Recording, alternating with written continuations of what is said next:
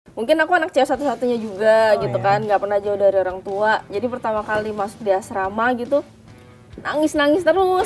Dengan usia yang nggak muda lagi, mereka bisa kasih lihat gimana sih disiplin, gimana datang tetap on time, gimana mereka dikasih program apapun sama pelatih, mereka nggak pernah nawar. Emangnya banyak yang nawar ya, Ci, pelatihan? Banyak.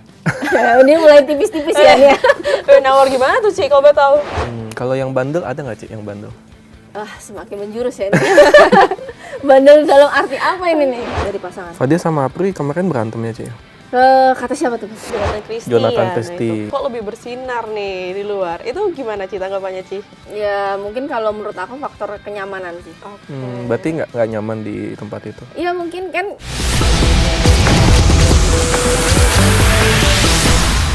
Halo Sobat Tipis, kembali lagi hari ini bersama saya Vina Munawar dan juga Kak Koro ya hari Yoi. ini.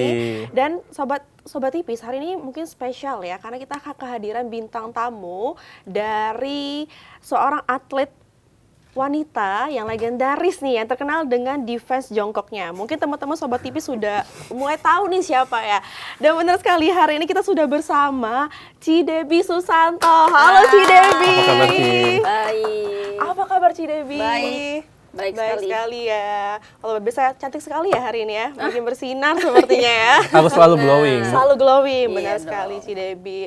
Ini buat teman-teman yang mungkin udah pengenal lah ya Ci Debbie siapa ya, udah terkenal legendaris dari aku kecil juga kayaknya udah pernah nontonin Ci Debbie tanding nih dulu pas masih kecil.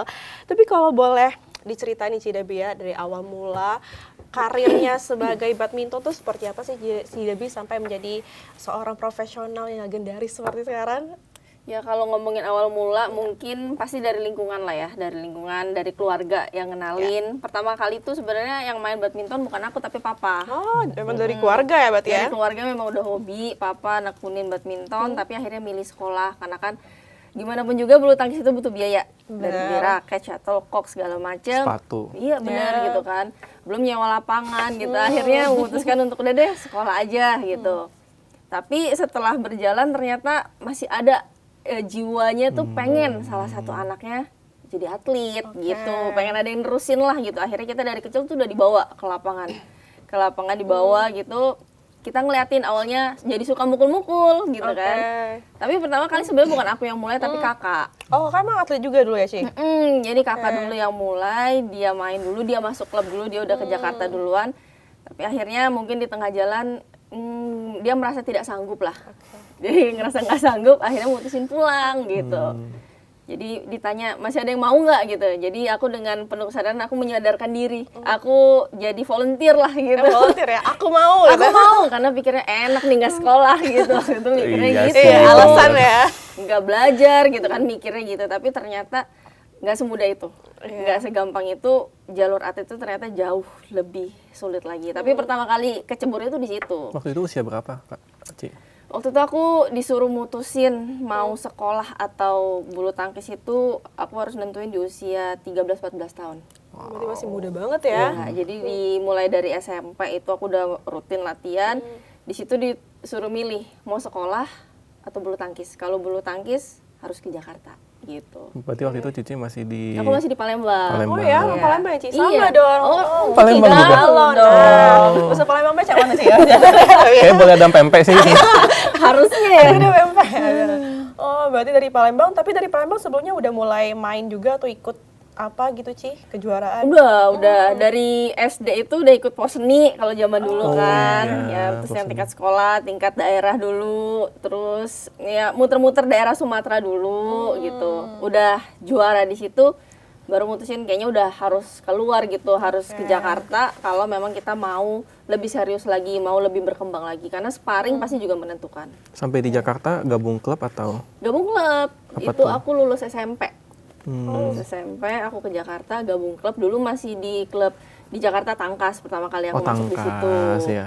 1,5 tahun di situ, terus aku pindah ke Jarum sekitar 1,5 tahun baru ke PBSI. Oke, berarti udah panjang ya perjalanan sebelumnya ya. Tapi kalau kita lihat dari Palembang nih ke Jakarta, sampai di Jakarta, bawa klub dan juga di PBSI, tantangannya apa aja sih, Ci? Tantangan terberat lah ya kira-kira ya. Homesick nggak sih, Ci? Nah, itu pasti juga lah, tuh. pasti karena mungkin aku anak cewek satu-satunya juga gitu kan, nggak pernah jauh dari orang tua. Jadi pertama kali masuk di asrama gitu, nangis terus karena belum punya teman juga, terus ngerasa minder karena kemampuan aku jauh banget di bawah yang lain. Oh, banyak yang lebih jago ya? Banyak banget, karena aku juga mulainya cukup telat sih. Mungkin kalau pemain lain mulai dari usia 8-9 tahun udah latihan rutin, aku mulai di 11-12 tahun. Ya, jadi pertama kali ke klub, masuk di situ aku sekitar umur 15 tahun. Lawan aku tuh usia yang 11-12 itu pun aku kalah, dapat 2, dapat 3 gitu. Jadi bener, jadi kayak ngerasa, ih cupu amat ya gitu. Bisa nggak nih gitu. Terus belum ada yang ngajak ngobrol, di kamar masih sendiri, nggak megang duit gitu kan. Jadi tuh pokoknya wah campur aduk lah, nangis. Pokoknya banyak lah kenangannya di situ. Berat juga ya berarti untuk seorang anak usia 15 tahun udah dilepas sendiri, nggak ada teman lagi kan. Iya. Kasihan. Terus pernah dengar juga katanya ada cerita horor ya selama di asrama itu. Iya, itu mungkin karena itu juga yang bikin aku jadinya pengen pulang waktu itu kan. Jadi satu udah belum ada teman ngobrol yang lain gitu kan ya, yang ngetok-ngetok yang nggak terlihat misalnya gitu kan ya. Jadi Beneran sampai diketok-ketok? iya. Jadi aku ngelihat yang kayak gitu di saat aku belum punya teman, aku belum ada teman cerita gitu kan. Jadi kayak ketakutannya itu luar biasa. Jadi aku udah waktu itu baru seminggu kayaknya. Aku telepon, aku bilang aku mau pulang aja. Aku bilang gitu. Sudah mau menyerah. Iya, baru seminggu udah nyerah. Akhirnya mama terbang dari Palembang nemenin dulu. Oh. Nemenin dulu selama kurang lebih seminggu atau 2 minggu. Aku bisa beradaptasi, udah aku ditinggal lagi. Oke, itu karena ada yang ngetok itu ya kali ya beratnya. Nggak dong, poinnya nggak ke situ dong. Poinnya berarti ada andil mama yang benar-benar membantu Cici untuk terus berjuang ya. Iya, jadi memang andil orang tua itu kalau menurut aku sangat menentukan, terutama buat atlet ya. Karena kita itu prosesnya panjang. Terus kalau kita nggak ada dukungan atau lingkungan yang positif, aku rasa sih nggak akan bisa jadi. Mentalnya tuh pasti nggak akan bisa terbentuk. Berarti bentuk dari rumah banget ya, menentukan Ci. Kalau kita lihat kan Cici kan udah dari klub dan juga masuk pelatnas ya setelah itu ya. Ada beda nggak sih Ci dari klub sama di pelatnas gimana? Lebih keras latihannya mungkin. Iya. Kehidupannya pasti ya. Kalau keras latihannya pasti. Kalau di klub pun sebenarnya udah kita dikasih apa ya, pembekalannya lah. Jadi kita gimana caranya kita kuat otot kaki dulu, otot tangannya dulu, fisiknya dulu. Tapi begitu nyampe di Cipayung tuh kayak gak ada apa-apanya gitu. Latihan yang selama ini tuh kayak kurang. Apalagi kita ngeliat senior-senior kan, kita pertama kali masuk Pratama masih junior, ngeliat yang senior-senior itu waktu itu zaman itu masih ada Vita Marisa, kalau ganda campuran, ada Flandi, ada Nova Widianto, ada Liana Nasir. Kayaknya kita tuh butiran debu tuh nggak sih? Kayak wah jauh sekali gapnya ternyata tuh kayak gini. Itu tapi juga memotivasi kita terutama untuk yang pemain-pemain junior itu untuk bisa latihan tuh jauh. Jangan mau sama yang senior. Oh, Kalau harus bisa lebih. harus dong. lebih ya. Kalau enggak, kapan kita ngejarnya kan kayak gitu. Kalau mereka latihan sekali, kita 2 kali. Dia 2 kali, kita 3 kali. Dan itu harus terus kita lakuin kalau kita mau ngejar mereka gitu. Cik, kita pengen tahu deh, keseharian atlet pelatnas di PBS itu seperti apa? Misalnya bangun jam berapa, terus latihan, tidurnya jam berapa gitu? Mungkin beda-beda sih sebenarnya ya. Maksudnya mereka kan bisa ngatur sendiri. Tapi kalau aku mungkin kan kalau kita itu latihan sehari 2 kali. Kita latihan dari jam 7:30 sampai jam 12. Terus kita latihan lagi jam 3 sampai jam 6. Tapi karena aku tahu kemampuan skill aku nggak kayak yang lain, nggak punya bakat alam lah. Jadi aku butuhnya tuh ya harus kerja keras, ekstra kerja keras. Jadi di saat mungkin yang lain 7:30, aku 7:30 aku udah latihan. 7:30 aku udah latihan, 7:30 lanjut lagi. Mereka jam 3, berarti aku 2:30 udah latihan. Nah itu setiap hari itu seperti itu. Selesai latihan jam 6, berarti aku harus jam 7. Iya, jadi harus ekstra. Ya, jadi pikirnya nabung sedikit-sedikit gitu kan. Ya setelah itu paling udah capek, udah nggak bisa ngapa-ngapain lagi, paling cuma mandi, makan, udah istirahat. Berarti emang full day ya latihannya, berat juga ya. Berarti kalau misalkan kita melihat ya dari awal ini, Cici tuh pertama kali ikut kejuaraan yang nasional ya? Tuh. Itu di Jakarta ya pertama kali ya? Kalau nasional ya kebanyakan memang di Jakarta lah, sama di Pulau-Pulau Jawa. Kalau untuk yang sirkuit nasional, pertama kali di situ. Ada beda nggak sih Ci, misalnya antara di Jakarta sama di Palembang ya? Di Palembang kan beda pula gitu ya. Mungkin ada beda nggak sih Ci? Bedanya mungkin dari atmosfer penonton. Oh, Kalau di Jakarta, kalau zaman kita dulu tuh namanya Jakarta Open di Senayan itu tuh full gitu di Asia Afrika. Bener-bener dari ujung ke ujung tuh penonton tuh rame banget. Terus kita juga bisa lihat persaingannya antar klub itu begitu ketat gitu. Mungkin kalau masih waktu di Palembang kita bisa lihat juga atmosfernya, tapi persaingannya nggak kayak gitu. Jadi terbatas gitu. Ditonton banyak orang bikin nervous nggak sih, Ci? Karena banyak pemain yang sebenarnya jago nih, tapi ditonton banyak orang demam panggung dia, jadi nggak keluar. Pasti sih, aku rasa semua pemain pasti ngerasain itu.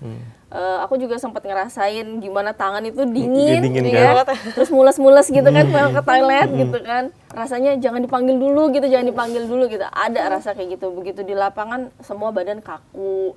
Terus juga mukul bisa luput, itu Iya. pasti merasakan. Tapi itu menurut aku sih hal yang normal ya, hal yang wajar. Mungkin kalau kita nggak ada tegang-tegangnya, nggak ada takutnya, berarti kita nggak takut kalah, mungkin gitu. Oh, justru itu jadi motivasi ya, Ci? Iya. Terus selama latihan di PBSI itu ada coach yang galak nggak sih? Coach aku memang galak sih ya. Semuanya ya? Semuanya galak ya. Jadi aku di Pratama itu sempat dilatih sama Reoni Mainaki. Reoni Mainaki. Habis itu naik ke Utama dilatih sama Richard Mainaki. Jadi keluarga Mainaki ini kan memang terkenal dengan mereka ini disiplin, mereka juga tegas gitu. Jadi kalau A ya A, programnya B ya B, terus aturannya seperti ini ya seperti ini. Walaupun memang pada bilang aduh kaku banget gitu, masa nggak boleh gini, nggak boleh gitu, nggak ada istirahat, nggak boleh pergi-pergi. Cuman tapi itu sih menurut aku yang membentuk karakter si atlet sebenarnya. Yang hukuman yang paling berat atau latihan paling beratnya apa sih? Kalau hukuman sih kayaknya nggak ada ya. Oh, nggak ada aku ya? termasuk anak baik ya. Tapi kalau latihan terberat itu mungkin lagi persiapan ke Olimpiade. Oh, yang 2016 ya? Ya itu sih luar biasa, latihannya tuh udah kayak neraka ibaratnya. Itu benar-benar capek banget, dari fisik, dari persiapan mental juga. Itu semuanya tuh turun rata-rata 4-5 kilo, semuanya merata. Oh, sampai turun berat badan ya, Ci ya? Itu capek, emang capek banget sih. Bisa diet ya kita? Bisa diet Bisa, ya? Kita bisa diet jadi ekspres atlet ya, juga Bang. nih. Coba ya. Oke. Terus kalau misalkan kalau itu pelatih ya, kalau dari senior yang bener-bener kayaknya harus jadi contoh banget nih, karena jadi panutan, itu seperti apa? Itu siapa? Kalau di PBSI, kalau versi aku ya, mungkin aku ada 2 sih. Untuk pemain putra ada Hendra Setiawan. Untuk pemain putri ada Lina Natsir. Wow. Ya, kenapa mereka? Karena menurut aku mereka berdua ini udah punya prestasi yang paling lengkap lah, legend gitu. Udah juara Olimpiade, iya, juara dunia, iya, semua gelar mereka punya gitu. Tapi dengan usia yang gak muda lagi, mereka bisa kasih lihat gimana sih disiplin, gimana datang tetap on time, gimana mereka latihan gak pernah skip, gimana mereka dikasih program apapun sama pelatih, mereka gak pernah nawar. Itu kan jadi motivasi itu buat kita yang senior yang udah juara aja kayak gitu, masa kita nggak kayak gitu, malu gitu kan. Jadi itu benar-benar motivasi, kayak panutan lah untuk para pemain. Menurut aku sampai sekarang pun mereka masih jadi panutan. Emangnya banyak yang nawar ya, Ci, latihan? Banyak. Ini mulai tipis-tipis ya nih. Nawar gimana tuh, Ci? Kalau boleh tahu? Ya banyak lah, maksudnya kan karakter setiap pemain itu beda. Ada yang memang fight dia di lapangan mau all out, ada juga yang dia ngerasa gue bagusnya di pertandingan aja deh, gitu. Gue latihan seadanya aja, nanti gue di pas tanding gue bisa kok main bagus. Itu ada juga karakter yang kayak gitu. Ada juga yang dikasih latihan segini karena dia ngerasa banyak banget sih yang dia seriusin, cuman setengahnya jalannya salah-salahan. Jadi banyak karakter memang. Kalau yang bandel ada nggak, Ci, yang bandel? Semakin menjurus ya ini. Bandel dalam arti apa ini nih? Mungkin latihannya atau apanya gitu. Iya, menurut aku pasti ada lah. Karena itu tadi kan karakter orang beda-beda, motivasi juga beda-beda, goalsnya beda-beda. Iya. Ada aja yang latihannya tuh rajin banget, ada yang bolong-bolong, ada yang sering bolos pun ada. Jadi memang di situ karakternya tuh bermacam-macam. Tapi ya itu tadi, yang akan juara, yang akan bertahan lama itu biasanya yang dia rajin, dia konsisten, dia berkomitmen. Nah itu tuh yang akan bertahan lama. Dan CDB adalah contoh yang konsisten, konsisten. komitmen, hingga akhirnya juara SEA Games bersama Muhammad Rizal ya. Iya, pertama kali sama Kak Rizal di tahun 2013. Nah itu Oke. kita pengen tahu kenapa ganda campuran, kenapa nggak tunggal putri, ganda putri? Karena aku tahu diri sih kayak, karena kan aku dibandingin yang lain aku paling kecil juga, untuk size ya kan agak SNI gitu ya, standar gitu. Nggak gitu lah, Ci. Enggak, ini realita itu. Oke. Terus juga aku ngerasa memang tenaga aku tuh nggak kayak yang lain juga. Jadi aku harus bermainnya tuh cepat, kuat, cerdik. Dan aku sukanya sebenarnya memang dari dulu ganda campuran. Iya, jadi begitu ditawarin ganda campuran sama Kak Richard, aku langsung oke gitu. Aku tanpa mikir mau partner siapa, enggak gitu. Akhirnya tapi pertama kali partnernya sama Kak Rizal. Kak Rizal. terus dapat kesempatan SEA Games di tahun 2011 dulu, tapi itu kita perunggu karena emasnya kan ada Tontowi sama gitu. Ya itu sulit ya. Itu susah emang itu udah high level lah itu ya. Di tahun 2013 kita dikasih amanat juga untuk nggak memutus tradisi emas di sektor ganda campuran. Karena dari awal pertama kali SEA Games ada sampai kemarin kita ikutin itu ganda campuran nggak pernah tidak emas. Wow, tradisi Jadi, emas. Tradisi Selalu emas. ya. Perak itu gagal. Kayak gagal. Iya. Padahal gagal ya. Perak itu berarti kita tercatat sebagai pemutus tradisi gitu. Itu yang agak beban sih sebenarnya, gimana caranya kita jangan tercatat sebagai kita yang memutus tradisi gitu. Tapi ternyata ya itu tadi mungkin karena senior junior juga, aku masih junior, Karija lebih senior, dia bisa lebih ngebawa juga, lebih kemong, dia tahu gimana caranya di saat aku tegang, dia bisa ngasih masukan, dan itu sih menurut aku oke banget untuk pemain dipasangkan senior dan juga junior.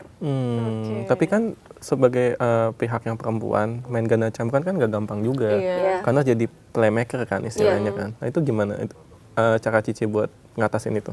Dari latihan sih ya, kayak menurut aku ya, dari latihan apa yang kita terapin di latihan itu akan jadi kebiasaan kita di dalam lapangan. Ibarat kata tuh kita latihan 100%, yang keluar paling nggak bisa 70-80% di dalam lapangan. Berarti kita nggak boleh 100% di latihan. Kalau bisa lebih dari 100% ya lebih dari 100%. Itu kenapa di sektor ganda campuran latihan cewek itu 2 kali lipat lebih berat dibandingkan cowoknya. Jadi di saat Nah itu penting. Iya, jadi di saat yang cowok udah duduk, udah sambil ngeliatin kita santai-santai, kita tuh masih berjuang di lapangan, kita masih drilling, kita masih defense, karena di sektor ganda campuran udah pasti cewek jadi incaran. Gimana caranya kita nggak jadi beban gitu kan? Makanya kenapa banyak perempuan yang mainnya kayak cowok jadinya. Iya jadinya. Harus kayak gitu, jadi kayak ganda putra jadinya. Iya harus sih sebenarnya. Harusnya. Memang harus juga menyesuaikan ya sama partnernya ya. Iya, jadi sebisa mungkin tuh kita mindsetnya adalah di saat kita di smash kita juga nggak tembus, di saat kita diincar kita justru bisa cari serangan buat pasangan kita. Jadi mindsetnya seperti itu sih harus dirubah. Hingga akhirnya ganti pasangan ke Praven Jordan. Iya, Dan juara SEA Games lagi. iya di tahun 2015. 15, Dan ya. juga juara All England ya, Ci ya? Iya itu di tahun 2016. Tapi sebelum ke All England ke SEA Games dulu. Oke. Apa bedanya berpasangan dengan Karija dengan Praven? Beda, beda sangat berbeda sih. Mungkin di sisi ini aku yang harus ngebawa Jordan karena dia jauh lebih junior, dia masih menggebu-gebu, mentalnya juga masih apa ya? Namanya anak muda lah. Jadi lebih temperamen mungkin. Jadi aku yang harus menjadi playmaker yang harus serba sabar, harus mengayomi, seperti itu kan. Dan juga tipe permainannya juga pasti beda sih antara aku main sama Karijal dan juga aku main sama Jordan. Itu kedua permainan yang sangat berbeda gitu. Tapi menurut aku sangat berkesan juga di tahun 2015 karena sebenarnya hampir kalah itu dari Malaysia. Betul. Kita menang rubber game di Lawan saat Chan Peng Chan Sun, Peng Song Go sama Liu Ying. Go Liu Ying. Di saat posisi juga sebenarnya aku juga lagi cedera gitu kan di bagian betis. Tapi akhirnya bisa tetap fight sampai akhir, ya itu menurut aku sih suatu apa ya? Ya itulah usaha kita tuh tidak sia-sia lah. Beda gaya mainnya kayak gimana, Ci? Kalau bisa dirinciin. Beda gaya main itu kalau Karijal itu terkenal tuh dia pemain yang punya placingnya bagus, bola-bola datarnya bagus, tapi power nggak terlalu ada. Tapi dia mengolah bolanya itu rajin gitu. Jadi memang harus lebih banyak pukulan, tapi dia safe, pemain yang cukup safe. Beda sama Jordan yang powerful, 2-3 kali smash bisa mati, cuman lebih banyak errornya pasti.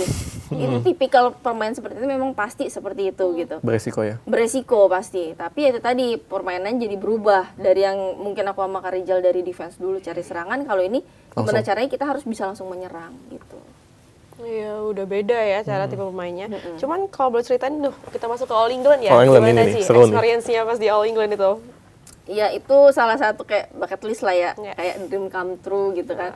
Biasa kita masih di klub, nonton di TV gitu, para senior-senior main, wah kayak apa sih main di All England gitu. Itu kan salah satu ajang paling prestisius juga. Ajang tertua ya? Iya, itu ajang tertua juga. Jadi kayaknya tuh main di situ, ada namanya di situ aja tuh udah bangga gitu. Ngelihat mereka apalagi disorot gitu kan, kalau udah Sabtu Minggu gitu pakai lampu, wih keren banget gitu kan. Terus akhirnya bisa main di situ. Di tahun sebelumnya itu aku masih ngelihat senior-senior tuh yang kayak gitu. Terus punya harapan kapan bisa kayak gitu. Akhirnya di tahun 2016 ya penampilan kita aku bisa bilang all out lah. Kita juga lagi dalam peak performance terbaik. Jadi bisa lolos ke final gitu. Dan pada saat abis juara tuh kita masih ngomong ini beneran ini kita juara gitu kan, Masih kayak belum nyangka ya? bener gak sih gitu kan. Ya itulah apa menurut aku ya, proses setiap atlet itu beda. Ada yang bisa ekspres, dan kalau aku tuh tipenya yang lumayan panjang prosesnya. Banyak gagalnya dulu lah ibaratnya gitu. Tapi kan usaha nggak mengkhianati Iya, hasil benar ya. banget. Hingga akhirnya Olimpiade hampir ya Olimpiade ya waktu itu. Ya, di quarter final ya. Tapi ketemunya sama lagi-lagi memang masih king sama queen yang lah waktu itu ya. Owi Masih Butet. Owi Butet gitu. Mereka memang tahun itu tampil luar biasa sih. Iya. Kita baru lihat dari latihan, dari penampilan pertama aja kita udah bilang ini pasti juara gitu. Jadi gimana caranya setiap pemain waktu itu menghindari ketemu dia. Setiap pemain gitu.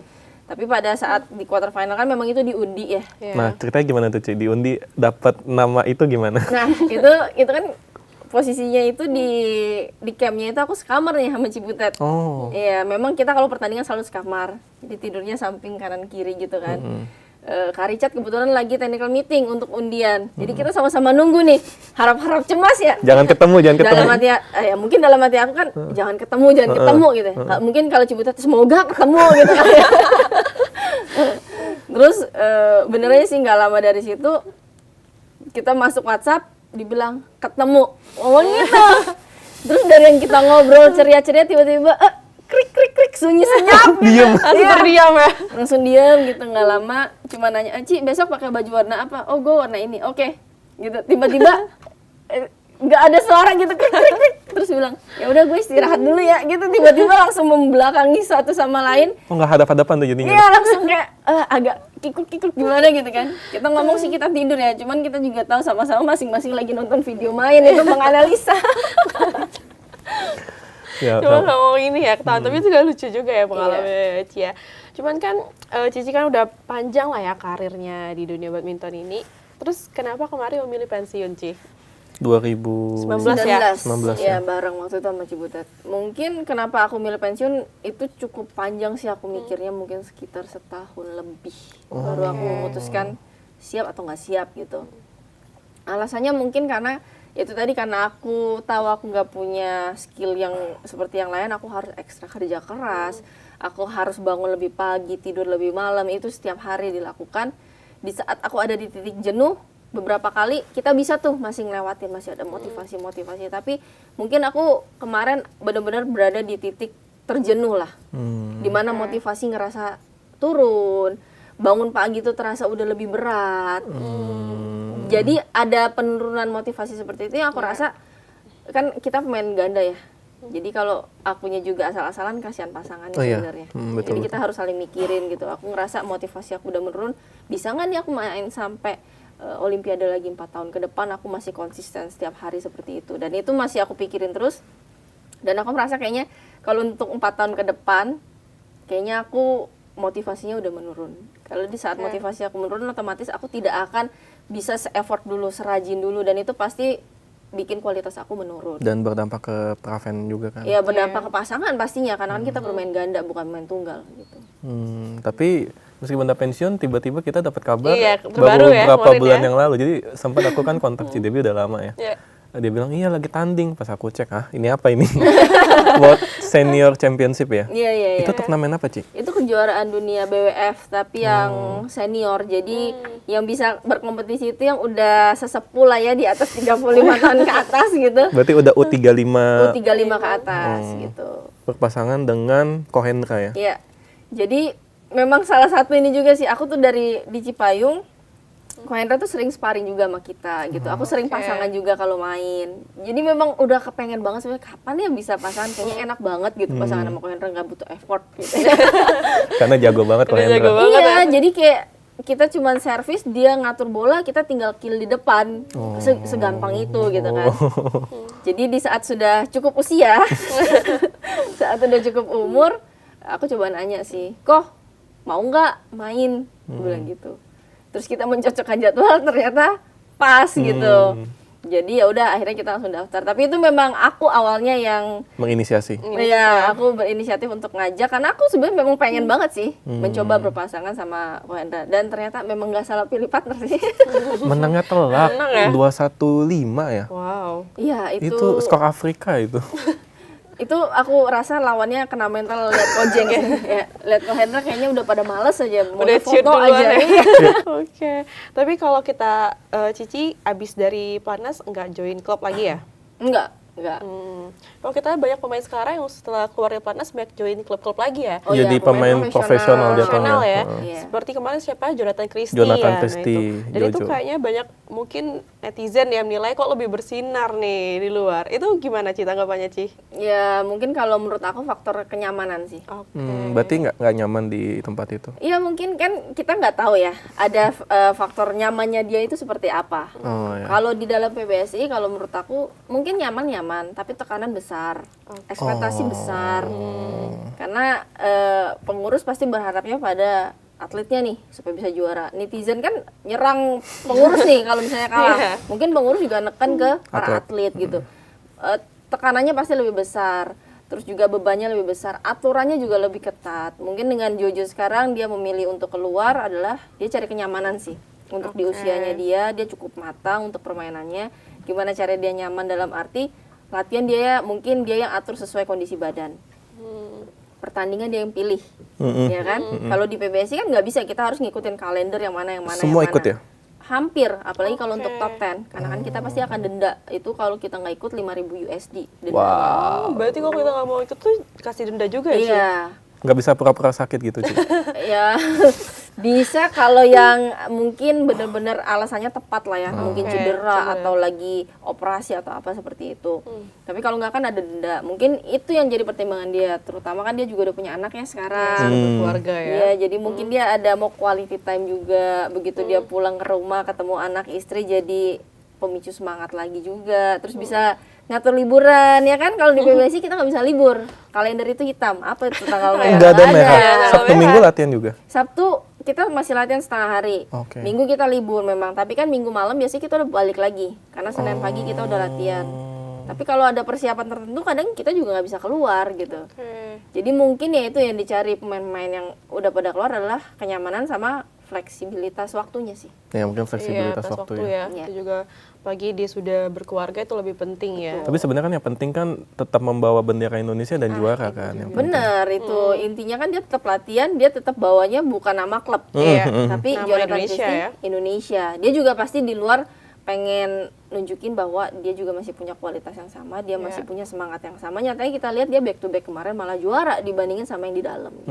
Dan juara terakhir di ajang Denmark kemarin. Denmark Open itu super seri. Itu ya, seribu itu kan yang ya? tinggi. Pokoknya 750 ke atas semua itu. Jadi masih berprestasi Masih dan berprestasi ya, juga sangat banyak juga pemain profesional yang di luar dari federasinya tetap berprestasi juga.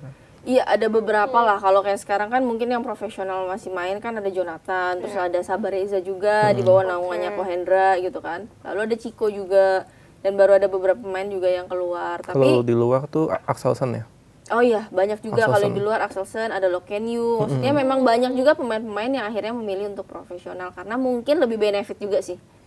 Kalau di dalam mungkin kan kalau kita ada Temple brand itu masuknya mungkin ke asosiasi untuk pembiayaan keberangkatan segala macem gitu kan. Tapi kalau kita di luar kan iya apa yang ada di badan kita, di baju kita, di jersey itu semua buat kita gitu. Cik, kita mau agak lebih dalam nih, Cik. Wah, agak ngeri. Gini, kita kan tadi kan ngomong tradisi emas. Kita sepanjang Olimpiade tuh kita hampir selalu dapat Iya, emas kan. Kecuali 2012 dan di 2024.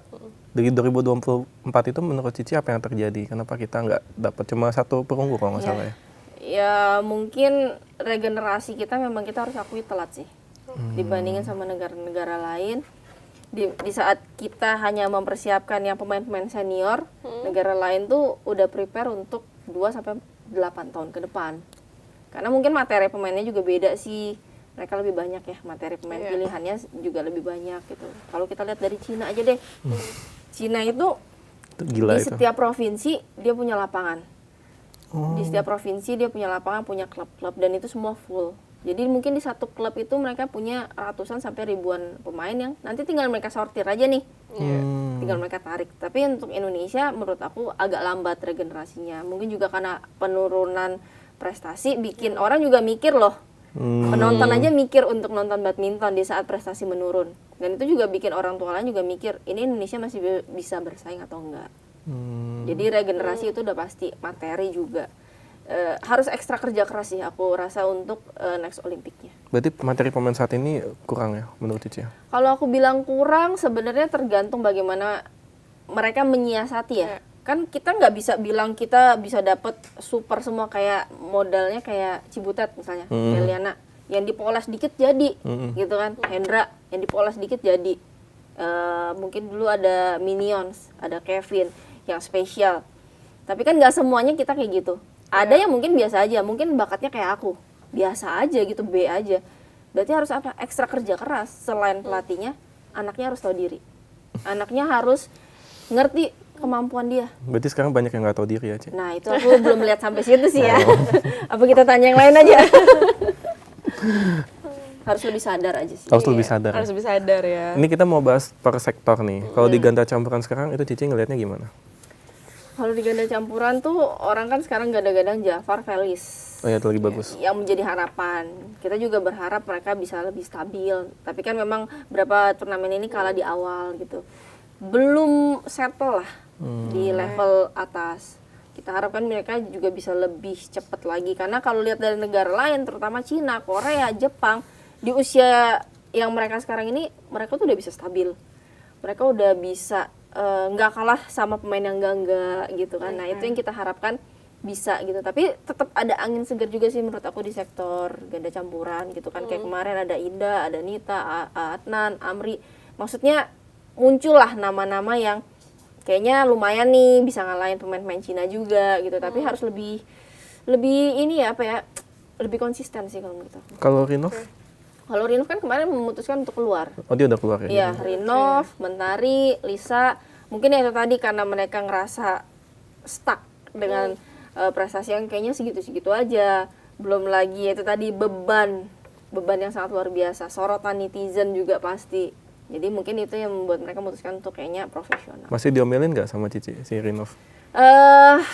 Enggak, kalau ngomel-ngomel lelah lah ya. Maksudnya lelah. kita lebih sharing aja sih, lebih sharing, lebih ngasih tahu, kasih masukan, lebih ke situ aja sih. Karena percuma kadang kalau kita mau gimana pun kalau basicnya misalnya anaknya tetap nggak mau menjalankannya juga susah gitu. Harus dari individunya ya, Ci Iya, ya? harus. Kalau dari sektor-sektor lainnya gimana, Ci? Kalau Cici ngelihat? Kalau sektor lain mungkin tunggal putri dulu lah ya. Iya. Gregoria ini menurut aku belum dalam kondisi sempurna. Dia masih cedera ya? Dia kan kemarin masih ada vertigo segala macam. Menurut aku fisik dia belum kembali 100%. Dia belum bisa latihan full juga. Persiapannya itu belum maksimal lah untuk ikut ajang-ajang besar gitu. Masih harus menurut aku dicari gimana caranya dia bisa full lagi 100%. Mungkin kalau sekarang bergantungnya sama Putri KW. Kayak kemarin kita nonton ada Putri KW walaupun kemarin juga kalah tuh lawan Jepang pada akhirnya. Tapi ke bawahnya ini gapnya jauh. Ya, di bawahnya siapa ya di bawahnya ya? Ya ada beberapa pemain kan kayak kemarin misalnya ada Komang segala macam. Tapi menurut aku gapnya masih ketinggalan 3 tangga dia dibandingin senior-seniornya. Ini Jauh, harus jauh. ekstra Lumayan kerja ya. keras banget ini yang bawahnya gitu. Karena yang seniornya aja untuk di level sekarang aja mati-matian dulu nih, jatuh bangun kalah segala macam, jadi ekstra kerja keras. Kalau tunggal putra? Tunggal putra menurut aku justru lumayan sekarang. Oke. Di saat memang Jojo udah keluar, sekarang tinggal Ginting, tapi aku juga bilang Ginting belum dalam top performanya lah, belum balik. Dia udah pulih belum sih? Aku rasa masih ada kendala sih. Maksudnya permainan Ginting yang biasa kita lihat tuh belum kita saksikan lagi gitu. Tapi di bawahnya ada kayak Ube, terus ada si Alwi. Ini nih kayak kita flashback lagi Ginting sama Jojo di masa muda. Ubed dan Alwi ya? Iya, mereka berdua yang junior, ada 2 saling tarik-menarik untuk bisa naik ke level atas. Ini menurut aku sih bagus banget untuk di sektor ini nantinya. Di sektor lain? Sektor ini ya, ganda putri. Ganda putri, aku bilang belum menemukan pasangan yang bisa jadi andalan banget lah. Mereka masih rombak-rombak terus, masih gonta-ganti pasangan. Belum menemukan satu pasangan aja yang bisa menjadikan andalan lah. Ibaratnya yang setiap mereka tanding, kita udah punya mindset, oh minimal kayaknya semi gitu. Belum, Oke. belum sampai di situ. Fadia belum ya, Ci ya?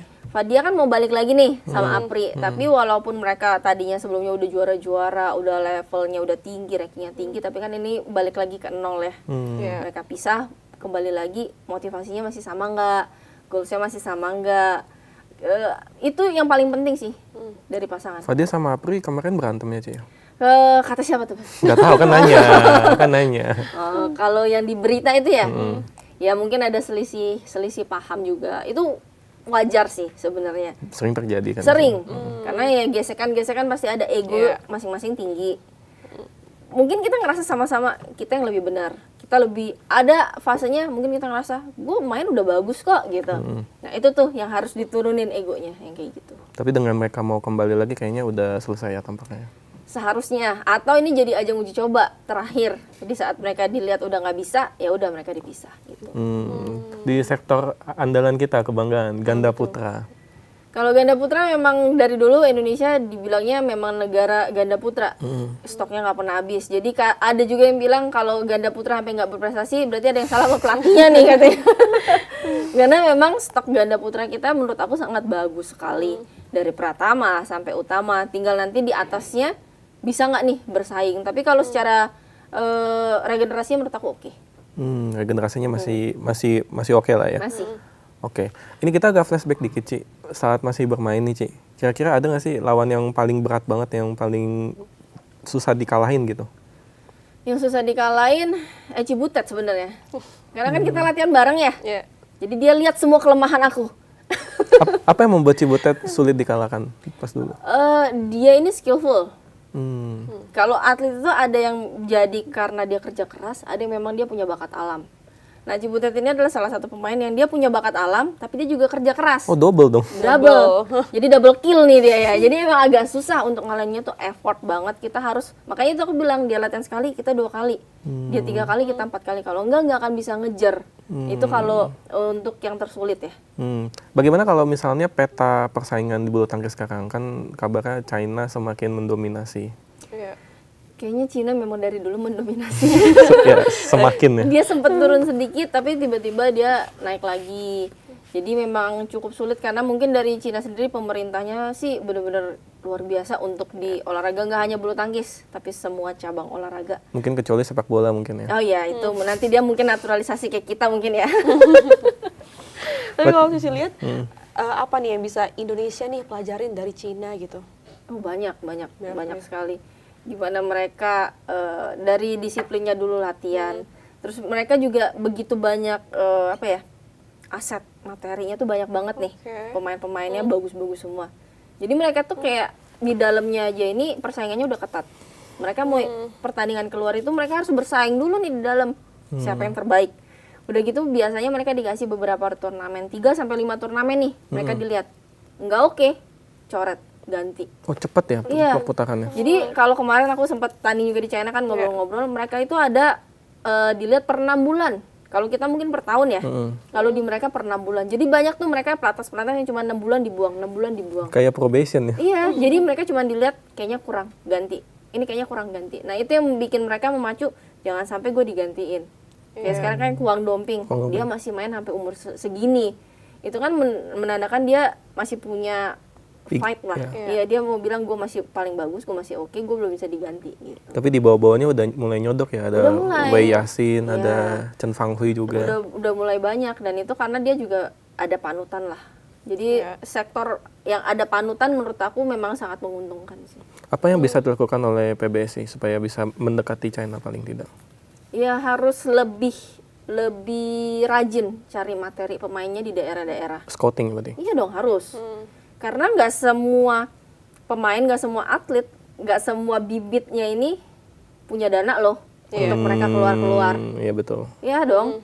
Jadi aku pun masih merasakan waktu itu. Jadi di saat kita biaya sendiri, mau pertandingan kita masih naik bus, kita masih ngeteng gitu. Nggak semua orang tua punya biaya untuk itu. Banyak dari teman-teman aku juga akhirnya stop di tengah jalan karena orang tuanya nggak sanggup. Padahal sebenarnya berbakat ya. Lumayan. Dibandingin aku mungkin mereka lebih oke gitu. Jadi banyak yang kekat di situ dan kita harapkan nanti penyuluhan di daerah-daerah, cari bibit pemainnya ini lebih jeli lagi, lebih rajin lagi. Ya, karena buktinya Cidebi sampai dari Palembang ke Jakarta ya. Iya, Iya. benar. Mungkin lebih merata juga kali ya, Ci, ya, tidak harus terfokus di ibu kota misalnya Benar. gitu. Ini terakhir dari aku, nanti dari Vina juga ada. Dari aku terakhir, ini pertanyaan semua netizen sih. Apa tuh? Ada kemungkinan nggak sih balik lagi, mungkin nggak jadi pemain tapi jadi pelatih gitu? Kalau ngomong enggak, kita juga nggak bisa ngomong lah ya. Kalau untuk sekarang kan memang belum gitu. Tapi kalau memang suatu saat dirasa pantas, dirasa memang dibutuhkan dan bisa memberikan dampak yang oke dan positif, ya kenapa enggak gitu. Karena kan sama-sama intinya buat Indonesia juga. Sampai sekarang pun tetap kan berkecimpungnya di dunia nggak jauh-jauh dari badminton juga. Karena memang kita dari kecil badminton sampai sekarang pun kecintaannya terhadap badminton itu nggak bisa hilang lah. Ya. Mungkin pertanyaan terakhir dari aku, Ci, ada lagi nggak kedepannya kompetisi lagi mungkin sama Ko Hendra? Oh, Hendranya sibuk banget. Tadinya aku ada ngajak dia turnamen di bulan Desember, tapi bentrok sama, kalau nggak salah ada satu turnamen lah, dia harus dampingin Sabar Reza. sama Reza. Jadi nanti mungkin nunggu waktu yang agak cocok sedikit, sibuk soalnya. Kalau ajak ke sini, Ci, Ajak ke sini, coba langsung panggil kok, Hendra. aku Cidebi yang manggil nih kayaknya nih. Kan luar biasa sekali ya, Ci, ya, dari perjalanan dari Palembang sampai sekarang, dan sekarang juga masih aktif lah istilahnya di dunia badminton. Semoga saja ya bisa jadi inspirasi juga ya bagi teman-teman sikat tipis di rumah yang memang ada mimpi untuk jadi atlet badminton. Ini bisa dimulai dari sejak kecil ya, dan juga bagi orang tua nih mungkin juga support untuk anaknya. Kalau memang anaknya ada bakat-bakat jadi atlet tuh harus di full support agar memang tersalurkan bakatnya, juga bisa bermanfaat, mungkin bisa mengharumkan nama Indonesia ya. Terima kasih ya, Ci, Thank you atas juga. kedatangannya hari ini. Terima kasih atas waktunya. Sukses Semoga selalu, kedepannya Ci. harus sukses dan juga semakin bersinar ke Amin. depannya. Dan itu dia Sobat Tipis, obrolan seru kita bersama Cidebi Susanto. Dan kita akhiri ya hari ini ya. Terima kasih teman-teman Sobat Tipis yang sudah menonton, dan sampai ketemu lagi di episode lainnya. Bye. Bye.